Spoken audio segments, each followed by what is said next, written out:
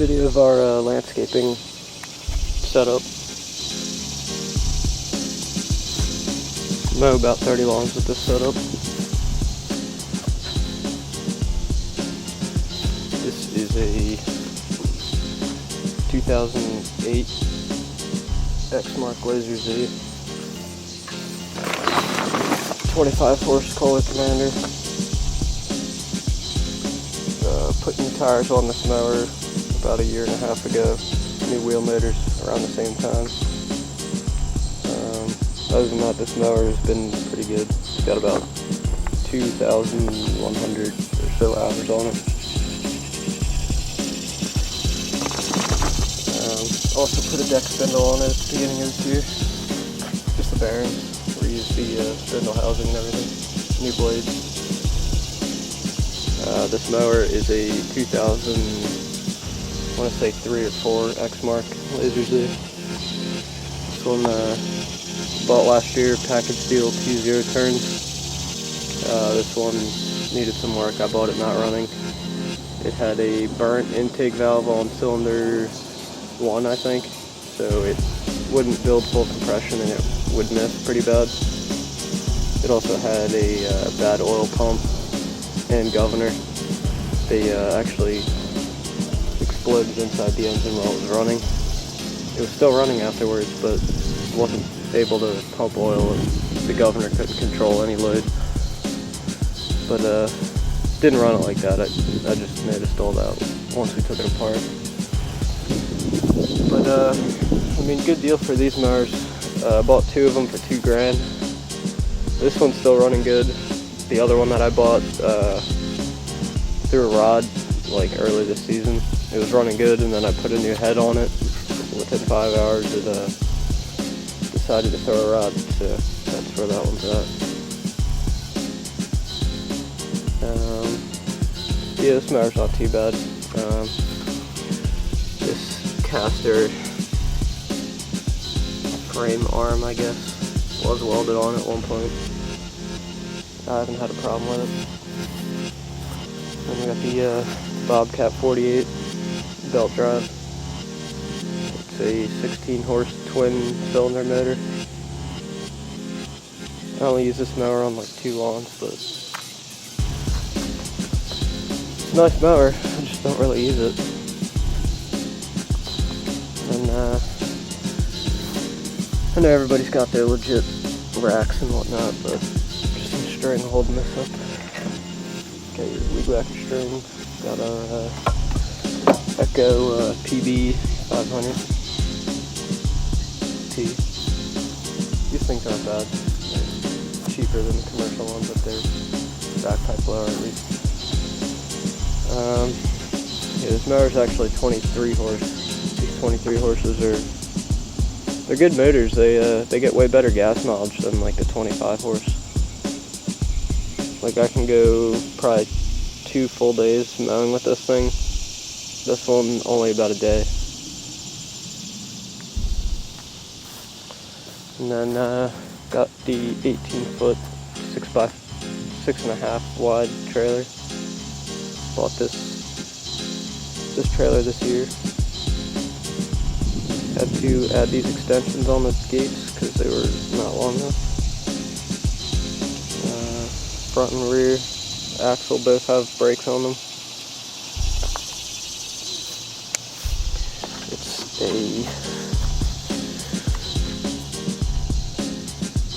what kind of trailer is this? I think that's the brand. It's a carry-on trailer.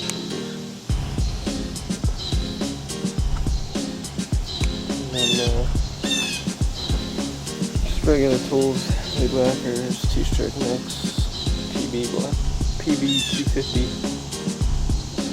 I still like using these for like blowing beds off and stuff. And then my 96 12 valve Cummins. This truck's only got 128.5 on it. I bought it from a guy up in the Poconos actually, down the street from our mountain house.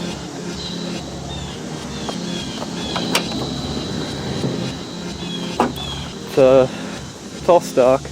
It has a fuel plate actually, but I'm not sure what size it is because I haven't taken this pump apart to see. But it has the P7100 P pump. I haven't had to do too much to this truck. I mean, I've only had it for not even 2 months yet. One thing I have done to it so far is I had to fix some electrical stuff right off the bat. The passenger side door, window, locks, and everything wouldn't work. Found out it was just a unplugged harness for the door. I fixed all that, it completed the circuit, everything works. Needed to put a horn on. It has a horn now, it's underneath the fender somewhere in there. And then it also was leaking from the AC condenser inside the truck. Under the passenger side here, it would run down that slope there from up in underneath the dash. The condenser was missing a hose, so it couldn't dispense the condensed air and water away from the vehicle instead of it dripping inside, because it's dripped inside here and right onto the floor here. That the exhaust runs right here, and it's causing some rust and stuff to start up because the heat and the water are always there, working back and forth against each other. And but we stopped that. I added a hose, no more leaks in here at all. I'm still having some issues with little things here and there, popping fuses and stuff like that, but getting close to figuring all that out. What else? Oh yeah, I did this this front driver's side rotor. It's not very easy to do rotors on these trucks, if you know about these at all. These axles, you have to separate the hub from the rotor itself, then pull the axle. Well, first you take the axle out, and then you separate the rotor from the center hub that bolts to the wheel.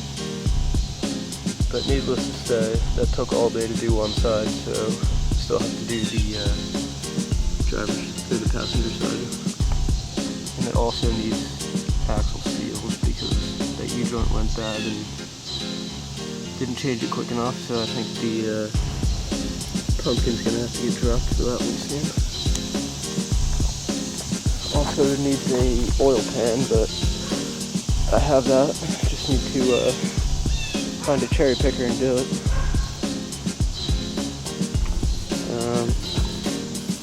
Other than that, I've added a straight pipe to it. It's an MBRP 4-inch turbo back. I like the exhaust, it's not bad. It fit pretty good, I guess you could say.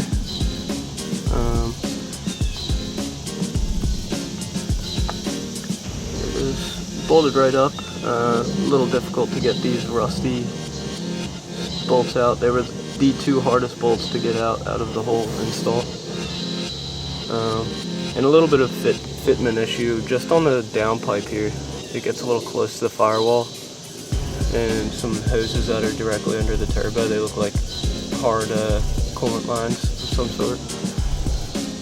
And I also actually had to cut off a hanger here, right under the trans here. Yeah, this one right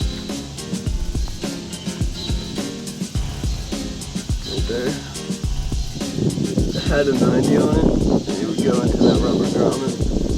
But it was holding the exhaust too far to the right, so it was just resting against the firewall, so I had to cut it off. I'm gonna weld it back on in a different position.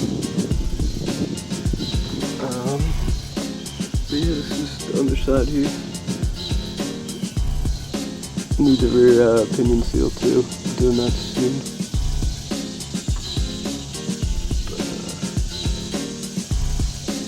But all now for a 12 valve 96, so it's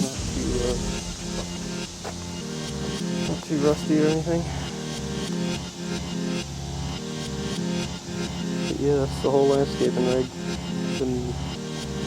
I think this is year 3 or 4 mown grass landscaping. It's not bad. I would say it's better than minimum wage, so. But yeah, that's it right here. Hopefully in the next, I don't know, 2 to 3 years I'll try to get a newer diesel. But for now we'll just be running the 12 valve. Keep modding it and stuff. I'm probably not going to mod it too much more, honestly.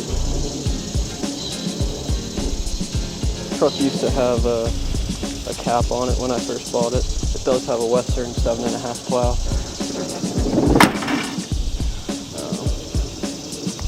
Just needs some paint, but other than that, the truck's pretty good. It used to have these little stripes here. I don't know if you can. It used to have stripes that would run all the way down the side. Took them off because I hate the way they look.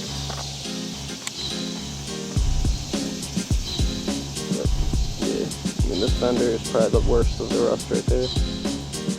But before I paint it, that fender can't replace.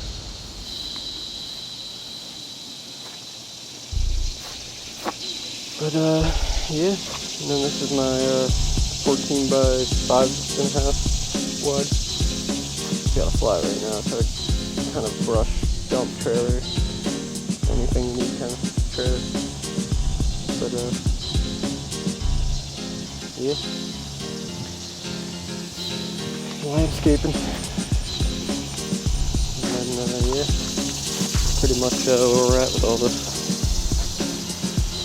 Came a long way since we started, but still a long way to go.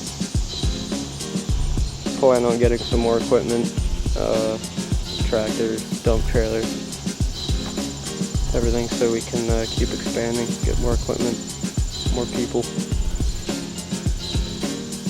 But this is where we're at right now with this. But this mower is about $3,000 new. $3 grand when I bought it. Then I needed to put about $1,000 wheel motors on it, $200 tires, and a whole lot of other random stuff I don't even remember.